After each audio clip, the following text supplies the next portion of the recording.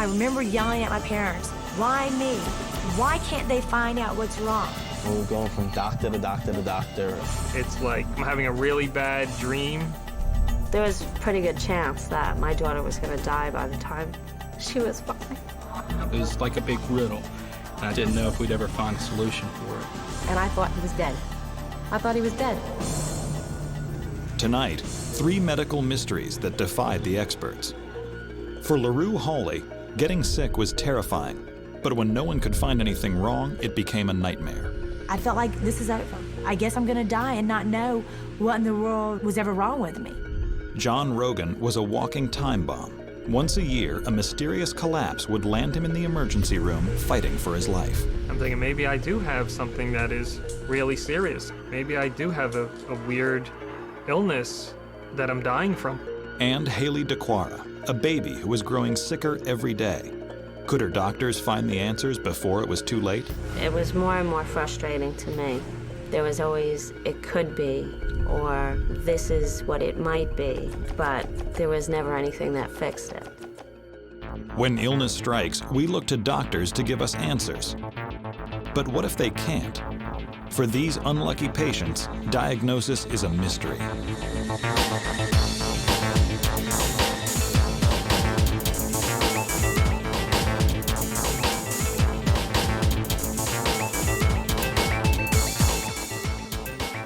In 2002, Bobby and Kelly Daquara were expecting their second child. Kelly was excited but nervous. I just always felt like there was something wrong. I mean, I wasn't sick or anything during pregnancy. I didn't have any problems. I just didn't feel right about the pregnancy. On September 13th, 2002, baby Haley was born at 7 pounds, 7 ounces. She looked pretty normal when she was born. I thought she looked beautiful.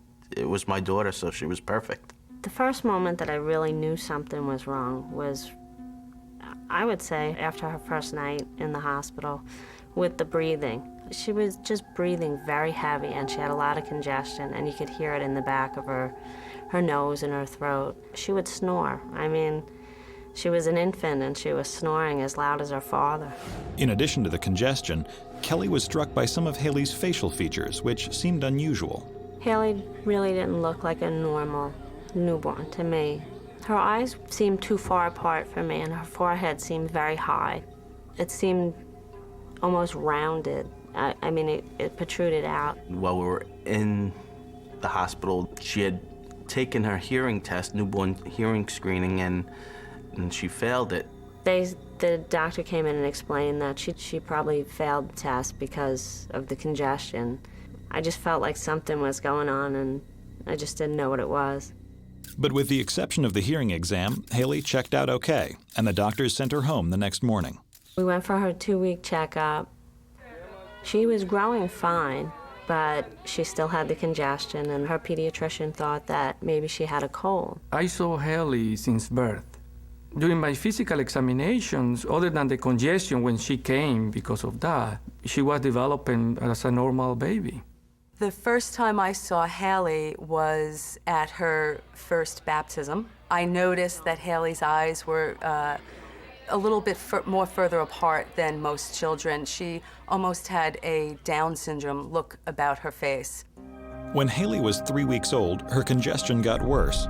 Then she developed a high fever. Alarmed, her parents rushed her to the emergency room. They took a chest x-ray. When Kelly saw the chest x-ray, she almost immediately noticed it wasn't right. And we saw that her lungs were clear, but her rib cage was shaped almost like a pigeon's chest. She was very small at the top, and she widened out at the bottom. And I said, well, what's the matter with the shape of her chest? And they said, there's nothing wrong with the shape of her chest. The doctors were assuring us that everything was okay. I'm a firm believer in doctors. The x-rays showed no abnormality in Haley's lung development. Again, the doctors suspected she was simply fighting off a cold or flu and sent her home. But by the time she was 2 months old, Haley's breathing difficulties weren't the only problem. Babies are normally very flexible. Haley just seemed stiff. Almost looked like she was wearing a neck brace. You couldn't lift her arms up above shoulder height. I always felt like I was gonna break her arms trying to put them in the t-shirts. And we were told that it was just, you know, she needs to just start stretching out a little bit and she'll do it in time. She was getting fever a lot. She got many different ear infections. Kelly was continually going to these doctors. You know, some people might think, oh, you're just grabbing, you just want something to be wrong with your baby, but I could tell in the tone of her voice, it was just a true concern. I started to think that, you know, Bobby thought that maybe I was just losing it a little bit. I really didn't think there was anything seriously wrong. I just thought she had a lot of little things wrong. Despite her husband's faith, Kelly couldn't shake the feeling that something was seriously wrong with their daughter, and soon it became even harder to ignore.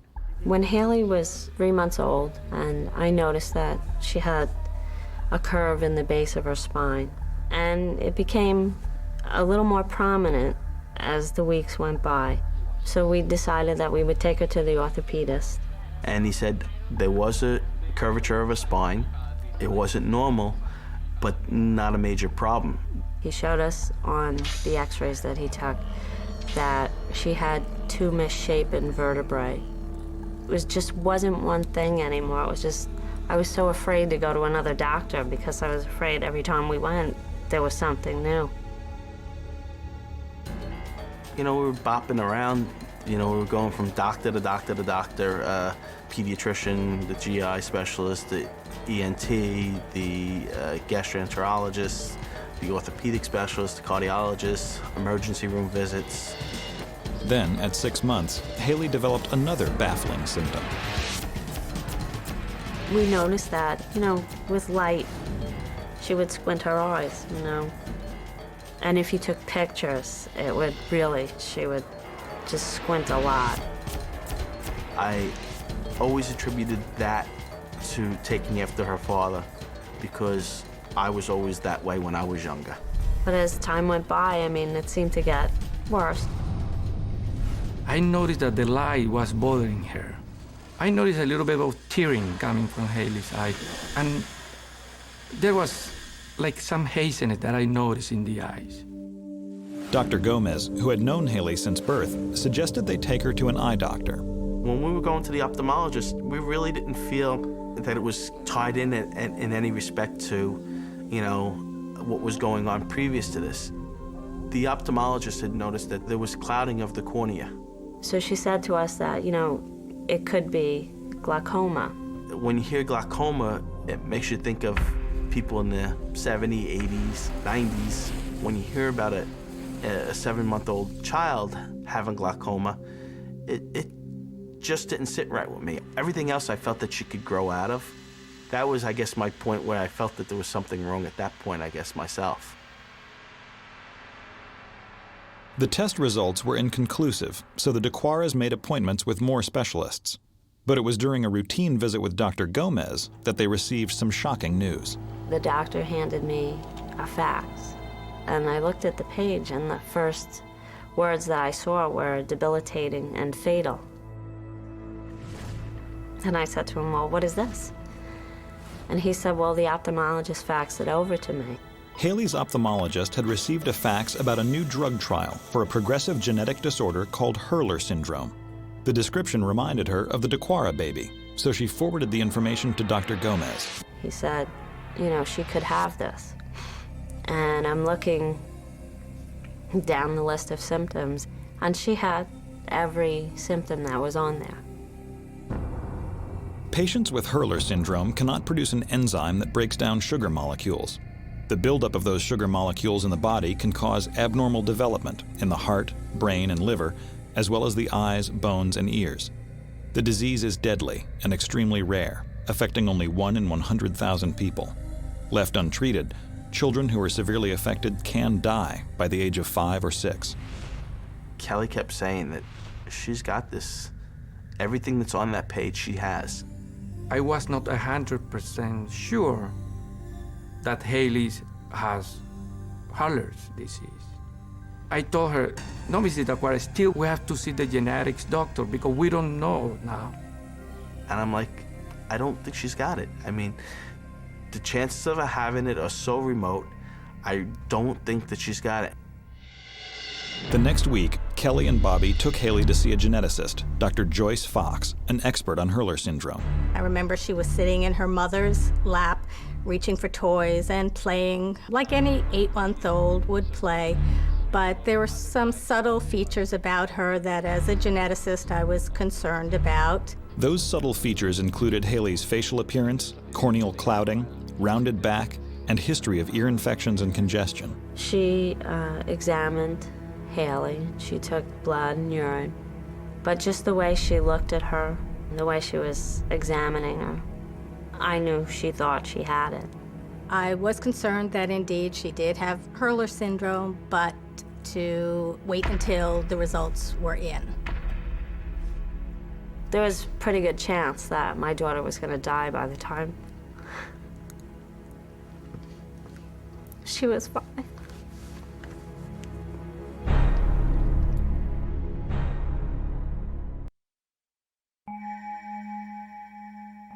The Daquaras were devastated when they learned that their daughter Haley might have a rare and deadly genetic disorder called Hurler syndrome. But they couldn't be certain until they got the results of her blood and urine tests. Dr. Fox had called our house, and Kelly had answered the phone. And I said, well, do you have the results? And she said, well, they came back positive. Haley has Hurler. And immediately, Kelly melted and couldn't talk anymore. So I said, okay, 1 minute. And I handed Bobby the phone. And I walked out of the room. Excuse me. After getting off the phone with her, that's when it really hit me. And I started crying. When I came back in,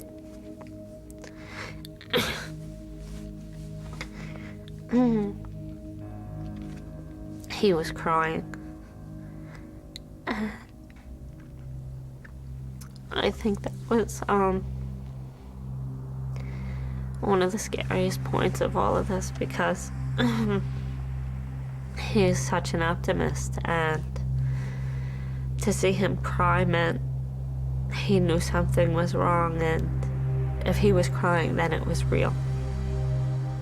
We just held each other and realized that now we know where we were going the last 8.5 months. Now everything makes sense. Now we have to figure out, what are we gonna do? Because for 8 months, they were telling me there was nothing wrong with my baby. And then they told me she was gonna die. There was no definitive cure for Hurler syndrome, but the Daquaras soon learned of an experimental treatment at Duke University called a cord blood transplant. It could possibly stop the progress of the disease. Well, when I first met Haley, she was about 10.5 months old, and she really looked like a typical child of that age with Hurler syndrome.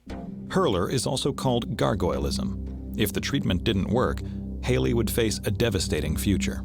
The disease was called gargoylism because the children looked like gargoyles. What would have happened is that she would have gradually shown more and more developmental delay. She would have had trouble walking if she ever walked. She would have lost vision and hearing. Her face would have gotten more abnormal. These children really become chronically ill until they usually go into heart failure and die. In a last-ditch effort to save baby Haley, Dr. Kurtzberg would attempt to transplant blood cells from a newborn baby's umbilical cord and placenta. The transplant gives them a new factory of cells that can manufacture the enzyme that their body can't make. 10 days after they arrived at Duke, Haley was matched to a donor, but her troubles were far from over. We were told that there was a good possibility that she could die going through the transplant. But at the end of the day, when faced with one definite bad outcome and one that gave her the chance at having a good life, they felt like they had to take that chance. Getting Haley ready for the transplant was a dangerous process in itself. She was treated with high-dose chemotherapy that destroyed her immune system and left her vulnerable to a fatal infection. You hate like hell doing something like that to your child because you know that they're in for a lot of hurt. You know that it's either you do this or she's going to die.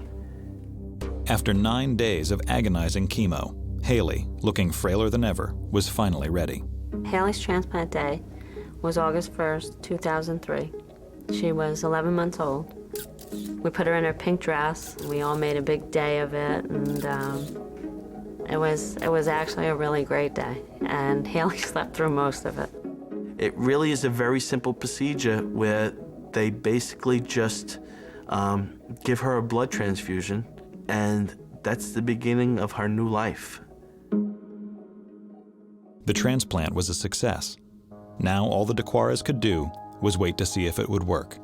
The worst possible scenario is that the transplant doesn't take. During the stay down there, we saw a lot of kids pass away. It was just very scary to know that there was another child with her disorder and to see her not make it. None of us even really called each other because you're almost afraid that you would jinx it. You just kind of wanted to wait for that phone call from Bobby and Kelly saying, you know what, everything went okay.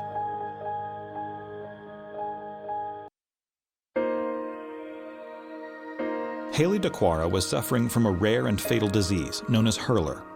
After watching their daughter go through a traumatic cord blood transplant, Kelly and Bobby could only wait to see if it would work. They told us that her body was now making the enzyme that she wasn't making on her own before. So we knew that the transplant was working. Haley was 100 days out, and she was healthy. You couldn't be happier that you went down with a child that was facing death, and you came back with a child that's facing life. Haley was lucky to be diagnosed under a year of age because many children with Hurler are not diagnosed till they're older. So Haley had a better chance of really completely normalizing her life. She's walking, she's babbling, she's babbling around the house. She really is such a beautiful, strong little girl. We don't know what the future holds for her, but we believe that she will live a long, happy life. At birth, baby Haley was already seriously ill, but Larue Hawley was healthy and active until the year she turned 15. One day in class, she noticed a strange problem. She didn't realize it then, but it would change her life forever. It felt like my tongue, like my inside of my mouth was getting enlarged. I felt like my tongue was bigger than everything else in my mouth. I started noticing that my speech was becoming slurred. I couldn't pronounce some of the words, and some of the kids were like snickering in the background. At first, Larue blamed the episode on a bad sore throat. But over the next month, her difficulties with speaking and swallowing came back. Then she started noticing weakness in her hands and legs. I didn't have any strength. It was difficult to sometimes pick up a glass of water. Sometimes she would say that she was tired, but we thought sometimes that was so to get out of studying or whatever. Probably the next month, I started having the droopy eyelid, and the eye wouldn't stay focused on one thing. It would drift. I started noticing that I was having problems with just an everyday smile. My lip would turn up. I had no control over it. Symptoms were so unpredictable, I didn't know what to expect because every day was different. For 2 years, Larue kept her symptoms to herself. Then, in December of 1988, she met Brian Hawley, a 20-year-old Army paratrooper. I didn't know really what to tell Brian. I knew that I had to tell him some things that were going on, but I didn't know how much. Probably April 1989, I asked her about her symptoms. Why are you having difficulty talking? What do you think it is? And she would never comment really on what she thought it was or felt it was. Larue was ashamed of her strange condition and reluctant to discuss it. Then one night, her symptoms flared up during a date with Brian. We were at a restaurant, and we were eating and everything, and all of a sudden it felt like my throat was literally closing. She started to eat some steak, and it just became lodged in her throat, and she couldn't get it out. Brian had to come around the table and perform the Heimlich maneuver on me. That night, Larue came clean to Brian about all the symptoms she'd been suffering over the past 3 years. But her parents wouldn't find out until later that spring, when she fainted at school. The way that I felt was at that time was, how did I miss it? But I guess when it's right there at home, you don't see it unless it really jumps out at you. Well, my mom, she broke down crying. She was like, why didn't you come and tell me? Larue's parents drove her straight to the family doctor. And so we waited in the doctor's office, and he took me back, and he basically came to the conclusion that I probably wasn't getting enough sleep. I was overexerting myself. The doctor advised more rest, but when Larue's condition didn't improve, he referred her to a specialist. I got an appointment with the ears, nose, and throat doctor. He performed a strep test. I didn't know what the results were of the strep test, but he told me he wanted me to take this antibiotic. So I went home, started the 2 weeks of antibiotics, no change at all. Went back to the same clinic, but had a different doctor. They prescribed another antibiotic, went home, nothing happened. So I came back for another checkup with another different doctor in the clinic, and this doctor proceeded to tell my mom and dad, she's had all these antibiotics, she's not getting any better, maybe it's all in her head. Maybe she's just doing this to get attention. If Larue wants attention, Larue will get in your face. She'll get there right in front of you and she'll say, "Dad, you're not listening to me." And I remember yelling at my parents, why me? Why can't they find out what's wrong? Meanwhile, Larue was having more trouble swallowing. Afraid to eat solid foods, she became dangerously thin. She probably lost 20 pounds in the few months that she and I had been together. Larue's 5'3", and I just, weighing at 89 pounds or 85 pounds at that height was, to me, unhealthy. Every time you turned around, it was like the worse her symptoms got. The more she couldn't eat, the more weight she was losing. Scared and confused, Larue went to see yet another specialist. And this time I was seen by a cardiologist. The cardiologist gave me the stress test and basically told my mom and dad, she is a female, she has a menstrual cycle, maybe she's not getting enough nourishment and that's why she's fainting. I literally started doubting my sanity.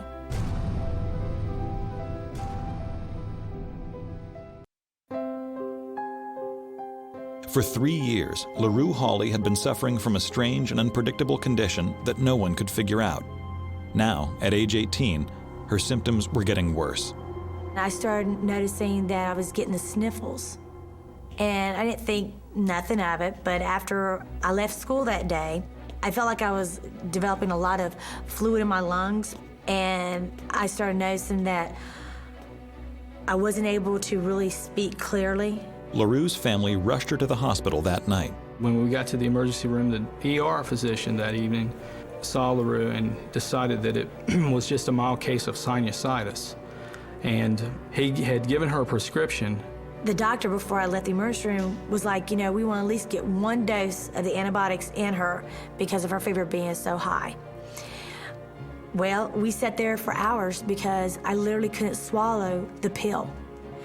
My mom took the antibiotic and shoved it down my throat with her 2 fingers.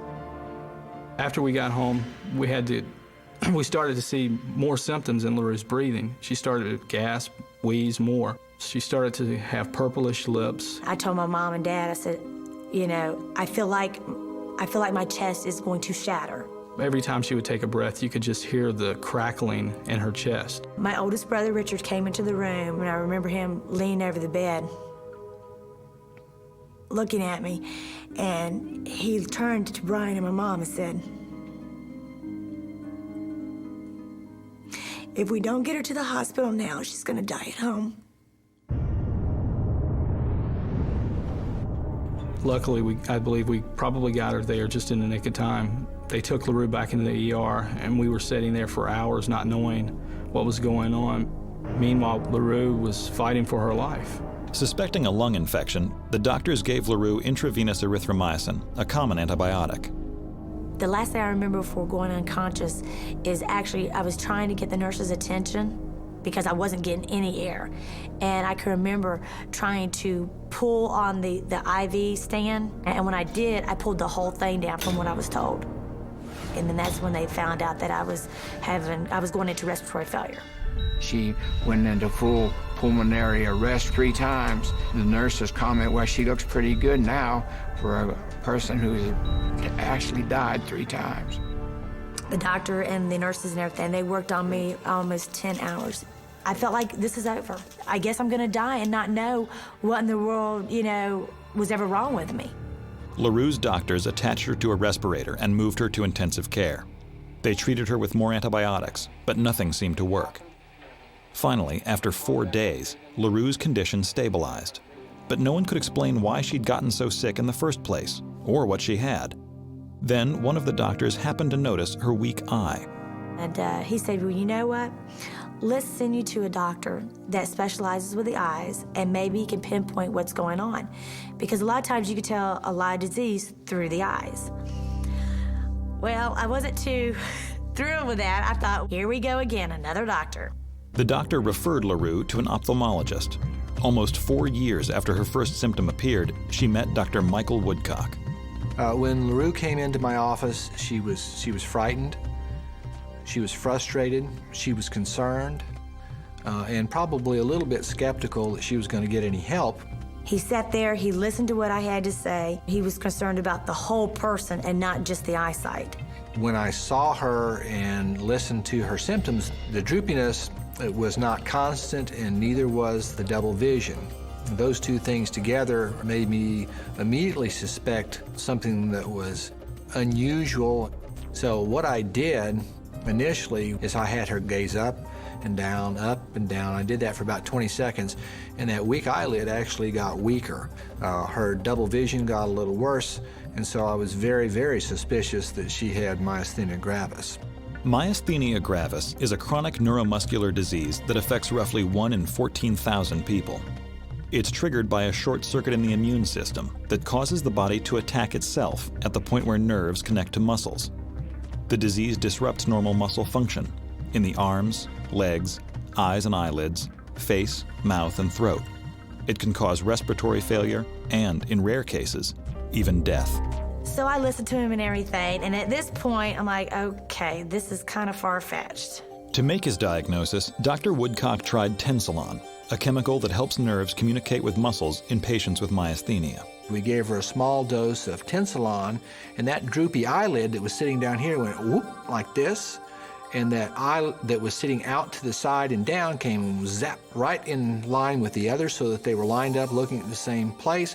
And for 20 or 30 seconds, from a very small dose of the Tensilon, she was absolutely normal.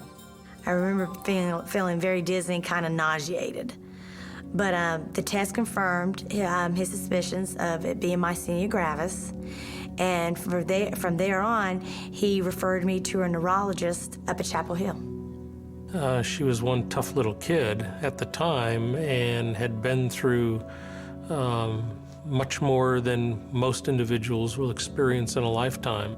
Larue soon learned that myasthenia patients can have violent respiratory reactions to certain drugs, like the antibiotic that she'd received in the hospital. Myasthenia gravis is very unique in that it fluctuates on a day-by-day basis. In fact, the only thing predictable about myasthenia is its total unpredictability. He ran more tests, did more strength, exercise techniques. By him doing that, I really was able to see that my body was extremely weak. A decision was made to treat her with very high doses of prednisone, a steroid designed to shut down abnormal parts of her immune system. Larue's condition improved noticeably, but for a better long-term outcome, Dr. Howard suggested surgery to remove her thymus gland.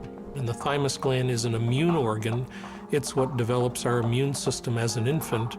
But as we reach young adult life, it sort of shrivels up and disappears, except in a patient with myasthenia. Dr. Howard explained that the thymus gland may be responsible for triggering attacks in patients with myasthenia gravis. Removing the gland would be risky, but leaving it in Larue's body would be even worse. Without treatment, Larue would have continuing fluctuating muscle weakness. She would have easy fatigue, and that would persist and actually would get worse over time. In March 1991, 4.5 years after her first symptom, Larue's thymus gland was removed. The change was dramatic. Larue has no evidence of muscle weakness whatsoever. She's the mother of 2 very active twins. To be able to be a mother, have the condition that I have, it's just a blessing.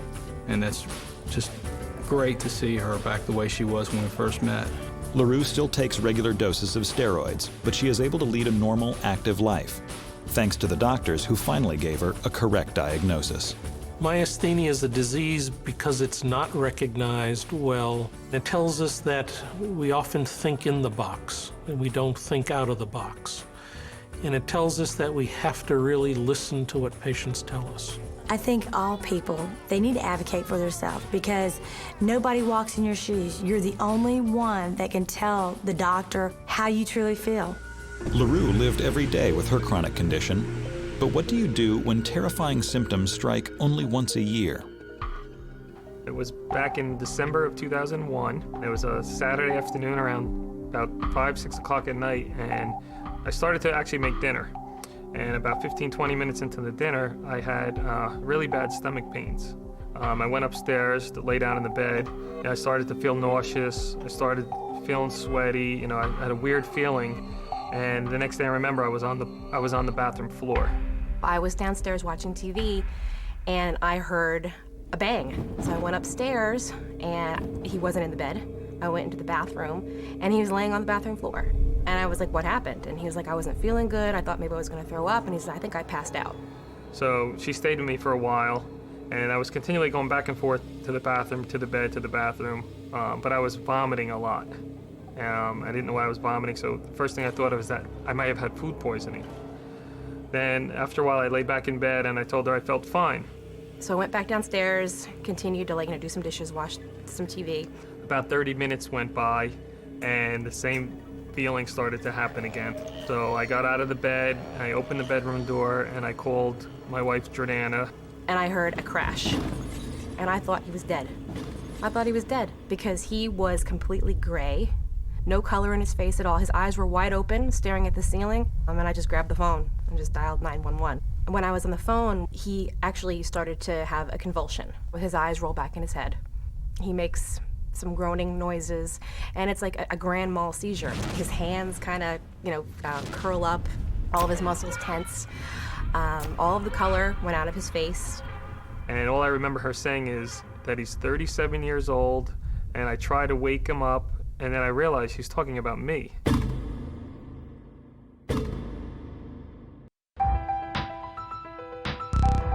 John Rogan suffered 2 seizures in one night. His wife, Jordana, rushed him to the emergency room. But while waiting to be seen by a doctor, John's body started to crash again. They had him hooked up to some heart monitors, and he had another seizure. The nurse was freaking out because his heart stopped when he had the seizure. He flatlined on the monitor. It was very frightening, the whole experience, but I kept saying to myself over and over again that it was something that I ate. John was admitted to the hospital. They assigned us basically a neurologist because he'd never been to one before. They kept me in intensive care for 3 days, and they ran a EEG test on me, an MRI, and an EKG, and they could not find out what was wrong. One of the neurologists that I had told me that it may have been a bad migraine. What kind of a migraine would make your heart stop? That was the only diagnosis that we were given, and he pretty much was sent home with prescription strength Advil. Despite the frightening symptoms, John was discharged from the hospital after 5 days. His doctors didn't think it was anything serious, and his family tried to put it behind them. We had no idea what was going on, but we did feel that it was something he ate, that it was food poisoning or something like that. Because we were kind of hoping that this was like an isolated incident, kind of a freak thing, and that hopefully it was never going to happen again. John's life went back to normal for the next 11 months. But then, one night, he began to feel sick again. About a year later, in November of 2002, he had another seizure. I could feel my body going somewhere. I don't know how to describe it anywhere else other than I know that I'm gonna have a seizure. I know I'm gonna pass out. I said, John, we're going to the hospital? And he was like, no, we're not going to the hospital. I'm not going back to the doctor. John always, because it only happened once a year, he felt he was in control of it because it wasn't happening that often. In my mind, I said to myself, it's food related. It's just like last time. John tried to watch what he ate and hoped the problem would go away. 1 year later, he was feeling fine and the Rogans were expecting their first child. While Jordana was in the first stages of labor, John was excited, but anxious. About 6 o'clock at night, I had asked if I can go get dinner before the kitchen closes. And the doctor said, oh, she's not going for another 6 hours or so, you have plenty of time. I'm only down there 5 minutes, and I hear them paging me. Mr. John Rogan, please come to maternity. I found out that I was going to be having an emergency C-section, and John's down in the cafeteria. So I try to get back to the room, and the elevators are like extremely slow. So then I said, all right, let me take the stairs. I go running up the stairs, but they lock it from the inside. So now I can't get into maternity. To me, this feels like an hour. And he starts to freak out. So by the time he got upstairs, he was sweating bullets. I started to feel sick, I started to feel nauseous, and I'm like, oh my God, I don't want to have a seizure here. And even the doctors noticed, John, are you okay? John, you don't look good. And now my poor wife's ready to give birth, and she's asking me, am I gonna be all right? That episode, and the birth of their son Patrick, made the Rogans reevaluate their situation. It really made us, think, well, gee, this isn't just affecting us anymore. This is also affecting Patrick. And we need to make sure that we're both healthy so we can be there for him. That's when I said, I'm ready to go to the doctor. Almost 3 years after his first seizure, John went to see a new neurologist, Dr. Eric Engelstein. Right from the first, 30 seconds that I saw him, I just saw a big difference. Dr. Engelstein made us feel like he was going to do everything he could to try to figure out what was going on. It's not infrequent to see someone with symptoms like John had. Anytime you hear someone losing consciousness and shaking, certainly a seizure comes to mind. I went for an MRI, I went for the EEG again, I went for an EKG. Well, the tests were normal. The MRI was normal, as is not unusual in someone who really has seizures. There just wasn't any obvious cause in his case. Dr. Engelstein had told us that they're actually called idiopathic seizures, and you don't really know why you have them. Dr. Engelstein prescribed a powerful anti-seizure medication, but John didn't like it. Myself and the medication, just never agreed. I noticed a change in his personality. I couldn't think. I was sending emails out to the wrong people. I couldn't concentrate. I would start a sentence and not finish the sentence. John had expressed some frustration with the first drug I gave him, and I switched him to something else. He did a little bit better on that one. They had to change his dosage a couple of times, but he still had times where he was just tired. He felt wiped out. Like, for instance, at his 40th birthday party, he was so out of it. He just was not himself at all. He was like a stranger, in a sense. It was terrible that I even said, I think I'd rather be off the medication and take a chance of having a seizure than be on this the rest of my life. John stayed on the medication and remained seizure-free for almost 5 months, when one day, the crippling feeling came back. And so now here I am having a seizure while I'm on seizure medication. So, okay, well, now we're back to square one.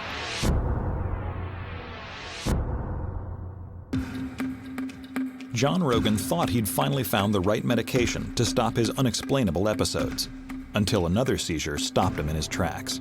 When John told me that he had another episode now, and this was on medication, on seizure medication, this was disturbing. One thing that I had noticed is that when he has the seizures, all the blood drains out of his face. He gets pale as a ghost, gray. And when you hear that someone looked pale or gray or blue, it makes you think, well, maybe there's a circulation problem. I had a question if maybe these are really seizures. And Dr. Engelstein pretty much says, well, you know what? I don't think it's anything neurological, and I don't think there's anything else that I can do. Dr. Engelstein referred John to a seizure specialist at NYU Medical Center, Dr. Orrin Davinsky. John's case, there were several red flags. The biggest one was that his episodes would occur out of sleep, they were associated with nausea, and there was a clear relationship between him getting up out of bed, being nauseous, followed by a loss of consciousness. Dr. Davinsky told John he wanted to keep him in the hospital for 3 days of testing and observation. Now I really started to worry, is it something, do I have a brain tumor, or there's something that they didn't see when they did the MRIs, but maybe I do have a weird illness that, that I'm dying from. On the second day, Dr. Davinsky scheduled a tilt test. And I didn't know exactly what a tilt test was. If I had to describe it, it would be if I was like laying flat on like a stretcher, and then they would bring the stretcher up about at an 80-degree angle. And, you know, I feel like I'm almost standing up about a foot off the floor. I'm talking to the doctor and the nurse. All of a sudden, I said, I'm starting to feel a little nauseous. And that was the last thing I remembered. The next thing I know, I wake up and I had a seizure. And when he had the seizure, he freaked out all the doctors and the nurses that were in the room because his heart stopped, just like it had when they had him hooked up to the monitors in the emergency room the first time. I've sent hundreds of patients for this test, and I've had scores of these tests be abnormal. I've never had any patient who's had their heart stopped during this test. They had told me that, that the whole seizures is related to my heart. John had a cardiac arrhythmia, a potentially deadly disturbance in the regular rhythm of his heartbeat. Periodically, his heart rate would drop so low that it would actually stop beating. This caused reduced blood flow to the brain and episodes that resembled brain seizures. What was happening was, the days I was having the seizures, my heart rate and my blood pressure would drop so low that it would pass out and cause me to have the seizure. John was overwhelmed when the diagnosis was presented. I think in incredible sense that an answer had finally been obtained. I was actually relieved. I was actually happy. John's doctors were also happy to have diagnosed a case of cardiac arrhythmia with such strange symptoms. A true seizure occurs when there's an abnormal electrical discharge in the brain, resulting in the shaking or whatever the symptom happens to be. This kind of seizure that was occurring in John was not because of an abnormal electrical discharge, but just because there wasn't a blood supply momentarily to the brain. But the result looks the same. Occasionally, in a case like John's, the symptoms really overlap dramatically. And it's extremely hard, even for a physician who would witness the episode, to separate them had they not known the context in which they occurred. Dr. Davinsky recommended that John have a pacemaker installed to regulate his heartbeat. When I was being prepped and going into surgery, all I thought about was my son. You know, I thought about my wife, but it's like I just wanted to come out of this, you know, and be okay, and I wanted, you know, to see him again. He looked immediately better, and I don't even know if it was so much from the pacemaker, but I think just that the weight was kind of lifted off his shoulders. I feel 100% better than I did. I'm not on any medication. You know, I have a lot more energy than I used to have. He knows that he's going to be there to watch Patrick grow up.